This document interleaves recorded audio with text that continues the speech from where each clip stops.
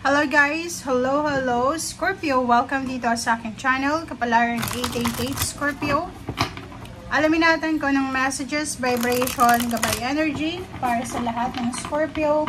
At ang general reading, so pwede kang makaresonate, gamitin mo ang iyong intuition sa panunood. So Scorpio, tingnan natin yung bi-weekly reading mo from March 1 hanggang 15. General reading siya. So titingnan lang natin kung ano yung mga possible na information, ano ba yung pwedeng dumating sa'yo, ano ba yung guidance na pwedeng makuha natin.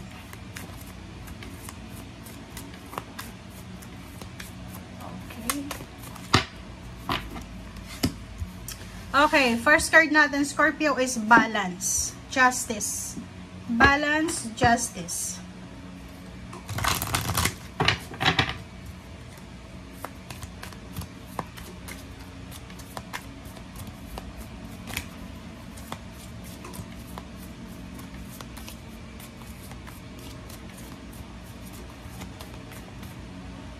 Okay. Yes, it's a yes card. Wow! So, unahin natin dito yung yes card mo. Ang yes card mo na to, Scorpio, ay nagsasabi na yung intuition mo daw ay tama. So, kinakailangan mo siyang sundin, gumawa ka ng action, gumawa ka ng solusyon as soon as possible. Next card natin, balance, justice.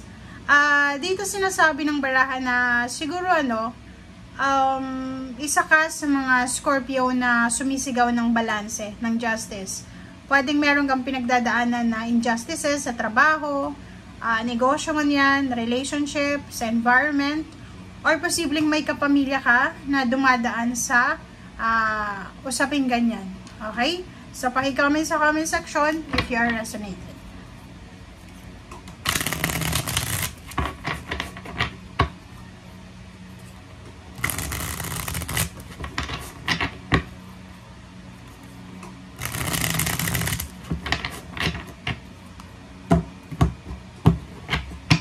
Okay. First card natin is Two of Cups. Next is the Hermit. Next is Eight of Cups. And, wow! Okay, guys. Nako.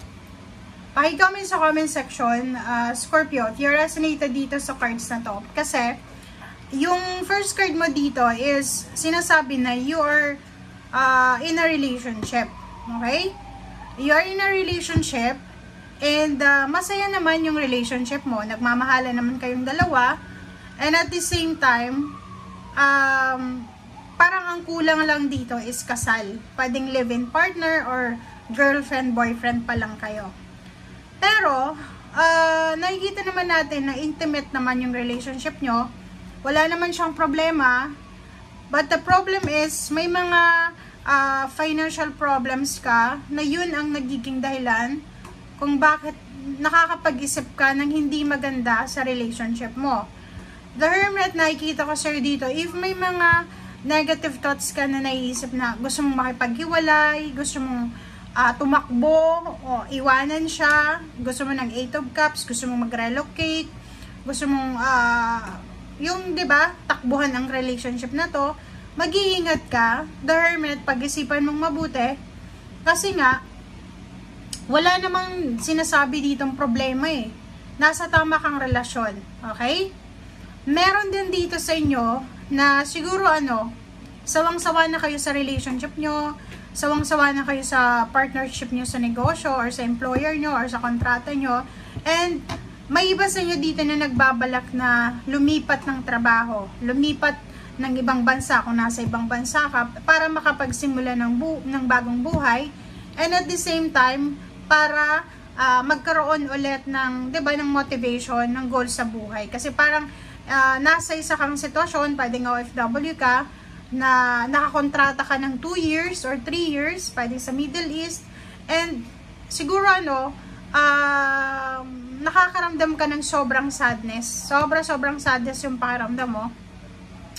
Na yun yung dahilan kung bakit hindi ka, kumbaga, kahit nasa masaya kang sitwasyon, hindi ka masyadong masaya. Mixed emotion yung nararamdaman mo. And kahit anong gagawin mo or ginagawa mo siya ngayon, naghahanap ka pa rin ng escapism. Diba? Yung parang meron kang trabaho, meron kang relationship, pero empty yung pakiramdam mo. So, nakikita ko sir dito na kailangan mong maging strong kasi pwedeng yung pinagdadaanan mo sa ngayon is just a temptation. Like for example dito, masaya naman yung pamilya mo, tapos nakakaisip ka na hindi ka masaya, siguro may mga hormonal imbalances ka or meron, yun nga, diba, may balance dito. Siguro ikaw yung may problema. Tanungin mo yung sarili mo kung ano ba yung may problema. Ikaw ba yung may problema or sila? Or yung karelasyon mo, pamilya mo? Napaka-importante dito yung pag-iisip. Okay, yung The Hermit na to, sinasabi na lahat ng naiisip natin, hindi ibig sabihin, kailangan natin na sundin yun. Minsan, may mga naiisip tayo na binubulong yan ng the devil. So, mag-pray ka, be strong, mag-pray. Walang masama sa paghahangad ng new beginnings, walang masama sa paghahangad ng bagong buhay, but make sure na tama itong direksyon na tinatahak mo, but make sure na tama itong desisyon na tinatahak mo din. Okay.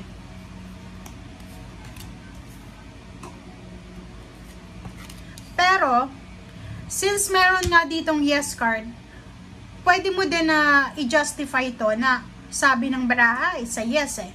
So, if it's a yes sa'yo, ikaw yung bahalang magdesisyon. Okay? Basta itong guide na to, itong baraha na to is guidance lang to para sa'yo, Scorpio. Pero, end of the day, ikaw pa rin yung masusunod dyan.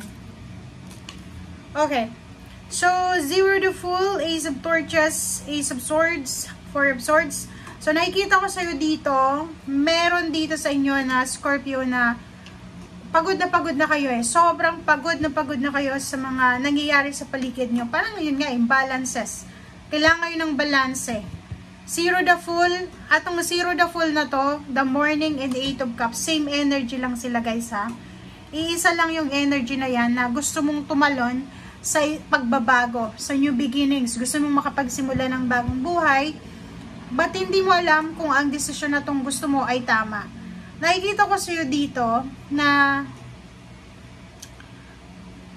excited ka, diba? Punong-puno ka ng excitement sa kung ano man itong plano mo. Punong-puno ka ng confidence sa kung ano man itong plano mo. Ace of Swords, sinasabi ng baraha sa'yo na make sure lang na yung information na meron tayo sa ngayon tungkol dyan sa pagbabagong gusto mo ay tama. Kasi yun, ang nakikita ko sa'yo dito, wala namang kasi dapat problemahin sa situation mo, but nakikita ko sa'yo dito, nakakaramdam ka ng emptiness. High Priestess, makinig ka sa sinasabi ng iyong intuition, kasi lahat daw ng nangyayari sa buhay natin may dahilan. Minsan, may mga purpose kung bakit nangyayari ito. So, Four of Swords, sinasabi ng baraha, na ang kailangan mong gawin from March 1-15 para makapag-isip ka ng tama, is magpahinga ka. Kung pagod ka na sa buhay mo, magpahinga ka. Pangalawa, kumain ka ng tama. Matulog ka ng maayos. Kasi pag hindi ka natulog ng maayos, hindi ka kumain ng tama, kahit ano-ano talaga yung maiisip mo. Okay? And pwede kang mabilis magalit, ma-aggravate, diba? So, kailangan mong balansehin. Balance ang kailangan sa buhay mo ngayon, Scorpio. Okay? Kasi lahat naman ng gusto mo makukuha mo kasi ikaw yung may hawak ng buhay mo. But make sure lang na yun nga yung sinasabi na yung new beginnings, yung morning, yung escapism na gusto mo ay talagang eto yung gusto mo. Okay? And makakabuti to sa'yo and the rest ng family mo. Nakikita ko sa'yo dito na siguro medyo nawawalan ka ng tiwala sa Panginoon. Kasi pwedeng napakabuti mong tao pero palaging may mga stressful na pangyayari ang nangyayari sa buhay mo, which is nawala yung trust mo. And nakikita ko sa'yo dito na kinakailangan mo ibalik yung faith mo. Yung faith natin, yung trust natin sa Panginoon. Kasi siya lang yung pwedeng makapagbigay talaga sa'yo ng talagang totoong glory. Siya talaga yung makakapagbigay sa'yo ng totoong success. Walang sino man dito sa mundong ibabaw ang makakapagbigay niya sa'yo. Hawak niya ang lahat, kontrolado niya ang lahat. So kung ako sa'yo, let go mo na yan. Ibigay mo yan lahat sa Panginoon. Hingin mo yung balance, okay? Yung peace of mind sa ngayon. Okay? Thank you guys. Bye!